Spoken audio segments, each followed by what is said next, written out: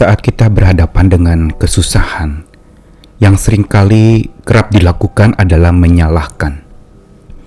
Entah menyalahkan diri sendiri, bisa jadi juga menyalahkan orang lain, atau menyalahkan keadaan. Atau kadangkala bila sudah begitu berat, seringkali menyalahkan Tuhan. Bertanya, mengapa ini terjadi kepada saya? Dan pertanyaan ini sebenarnya sebuah pertanyaan yang lahir dari sebuah pergumulan yang sangat berat. Dari zaman ke zaman orang sering bertanya pertanyaan itu. Ketika datang ujian yang tidak mampu untuk ditanggung sendiri, saat itulah kita mengeluh, mengaduh, dan tidak jarang kita menyalahkan.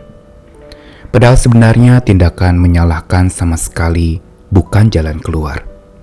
Karena itu hanya akan memperburuk dan memperparah sebuah masalah. Tetapi justru di dalam masa yang susah, yang kita seringkali kaitkan dengan satu hal yang buruk, kita mencari kambing hitam. Kita bertanya-tanya, mengapa Tuhan memberi yang buruk? Kapan Tuhan memberi yang baik? Namun seringkali kita jadi tidak adil. Karena ketika yang baik datang kepada kita, mengapa kita tidak bertanya kepada Tuhan, mengapa saya mendapatkan yang baik? Sebagaimana Ayub, seorang tokoh di dalam kitab suci yang pernah mengatakan kepada istrinya yang marah dan meminta Ayub mengutuki Allahnya saat ditimpa kemalangan dan duka cita yang bertubi-tubi, Ayub memarahi istri itu. Dan dia mengatakan, mengapa engkau mau menerima yang baik tetapi tidak mau menerima yang buruk dari Allah? Pertanyaan ini adalah sebuah pertanyaan yang sangat kuat menegur istri Ayub. Pertanyaan yang sama juga diajukan kepada kita, yang seringkali justru berlaku tidak adil dalam kondisi yang sedang kita rasakan begitu berat. Kita selalu bertanya pada saat yang buruk datang, mengapa Tuhan beri yang buruk?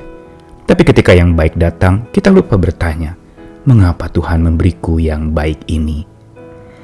Karena satu hal yang pasti, iman kita harusnya berbicara bahwa segala apa yang baik itu berasal dari Allah.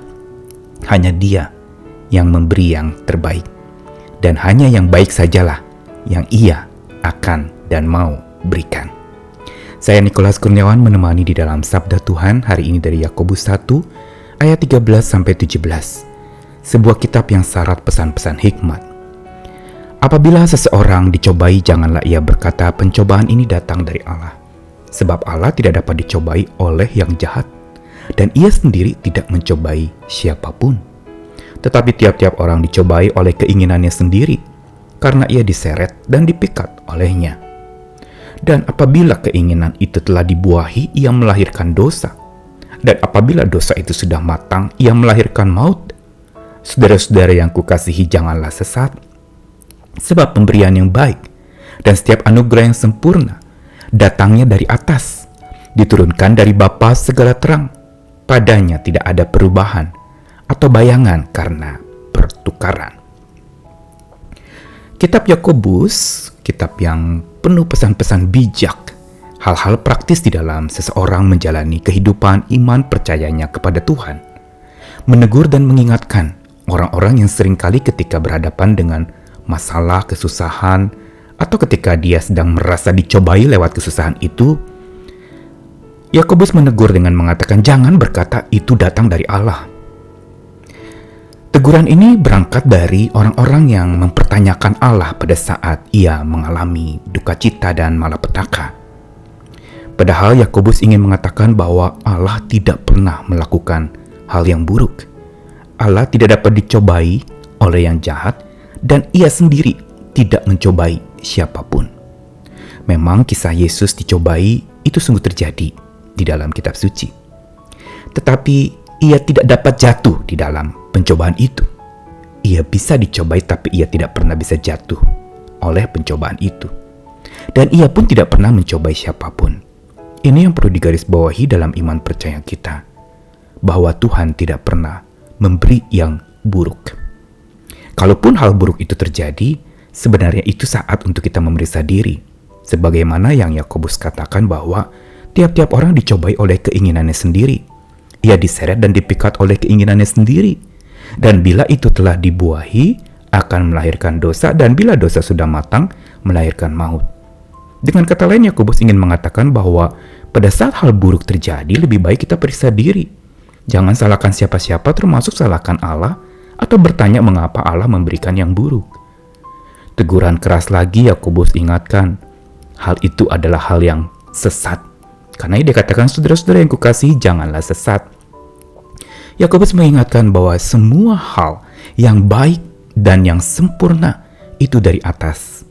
Atau kalimat ini bisa dikatakan bahwa Bapa Allah segala terang itu selalu memberikan pemberian yang baik dan setiap anugerah yang sempurna. Dan itu semua sifatnya adalah kekal. Dia disebut Bapa segala terang yang padanya tidak ada perubahan atau bayangan karena pertukaran. Berarti setiap pemberian baik dari Allah itu sifatnya kekal. Bukan baik yang sementara, tapi baik senantiasa.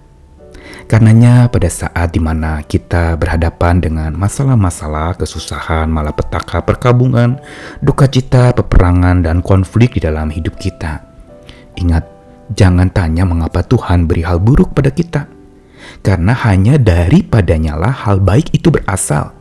Dan dia hanya memberikan yang terbaik, berbuat yang terbaik.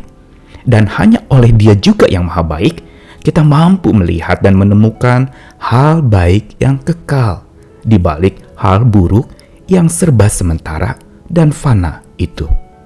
Ingat, camkanlah ini dalam hati kita. Tanamkanlah sebagai hikmat yang memimpin hidup kita, supaya kita tidak salahkan siapa-siapa pada saat hal buruk terjadi. Tetapi arahkanlah hati kepada Tuhan dan temukanlah hal baik itu. Minta kepada Tuhan supaya mata kita dicelikan untuk bisa melihat lewat masalah pelik atau masa paceklik bahwa ada hal baik yang sedang Tuhan kerjakan. Karena Allah turut bekerja dalam segala sesuatu untuk mendatangkan kebaikan, sebab segala yang baik dan yang sempurna itu asalnya daripadanya. Hiduplah kepada Tuhan, bagi Tuhan, bersama dengan Tuhan yang selalu memberi yang terbaik buat kita. Selamat berhikmat lagi, selamat kuat lagi, selamat berjuang lagi bersama dengan Tuhan kita. Amin.